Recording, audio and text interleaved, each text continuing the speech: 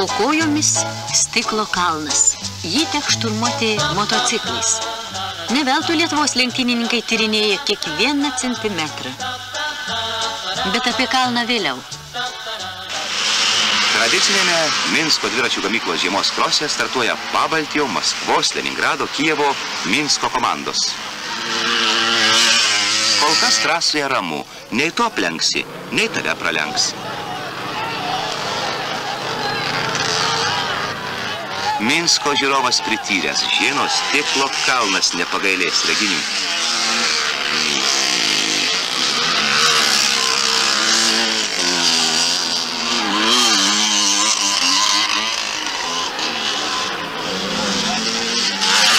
Štai ir mūsiškis, 7 numeris, Vilnietis Bieliauskas.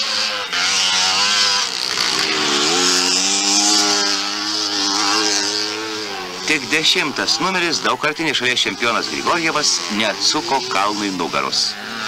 O Ramonas dar lieja prakaitą.